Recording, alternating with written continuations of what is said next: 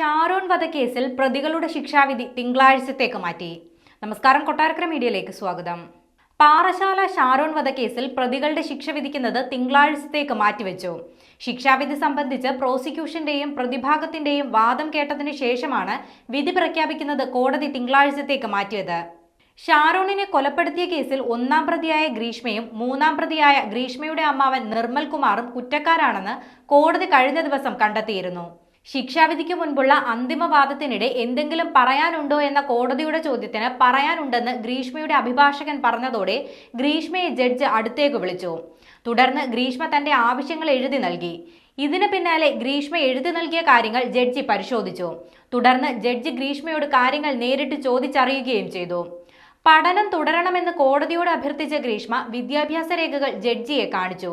തനിക്ക് മറ്റ് ക്രിമിനൽ പശ്ചാത്തലമൊന്നുമില്ലെന്നും 24 വയസ്സ് മാത്രമാണ് പ്രായമെന്നും പരമാവധി ശിക്ഷയിളവ് നൽകണമെന്നും കോടതിയിൽ ഗ്രീഷ്മ പറഞ്ഞു. അതേസമയം കേസ് അപൂർവങ്ങളിൽ അപൂർവമാണെന്നായിരുന്നു പ്രോസിക്യൂഷന്റെ വാദം. പ്രതിക്ക് പരമാവധി ശിക്ഷ നൽകണമെന്നും പ്രോസിക്യൂഷൻ ആവശ്യപ്പെട്ടു. ഒരു ചെറുപ്പക്കാരന്റെ സ്നേഹത്തെയാണ് ഗ്രീഷ്മ കൊന്നതെന്നും യഥാർത്ഥ പ്രണയത്തെ കൂടി കൊലപ്പെടുത്തിയ കേസാണിതെന്നും പ്രോസിക്യൂഷൻ കോടതിയിൽ വാദിച്ചു. ഗ്രീഷ്മയ്ക്ക് ചെകുത്താന്റെ ചിന്തയാണെന്നും ക്രൂരനായ ഒരാൾക്ക് മാത്രമേ അങ്ങനെ ചിന്തിക്കാൻ കഴിയൂ എന്നും കൃത്യമായ ആസൂത്രണത്തോടെയാണ് പ്രതി കൃത്യം നടത്തിയതെന്നും പ്രോസിക്യൂഷൻ പറഞ്ഞു. ആ ദിവസം ഷാരോൺ അനുഭവിച്ച വേദന കാണണമായിരുന്നുവെന്നും പ്രോസിക്യൂഷൻ കോടതിയിൽ ആവശ്യപ്പെട്ടു.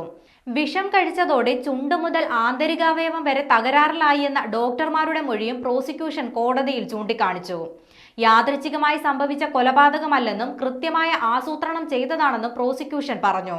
പ്രതി ഒരു ദയയും അർഹിക്കുന്നില്ലെന്നും കൊലപാതകം മനസാക്ഷിയുള്ള സമൂഹത്തെ ആകെ ഞെട്ടിച്ചുവെന്നും പ്രോസിക്യൂഷൻ കോടതിയിൽ ചൂണ്ടിക്കാണിച്ചു.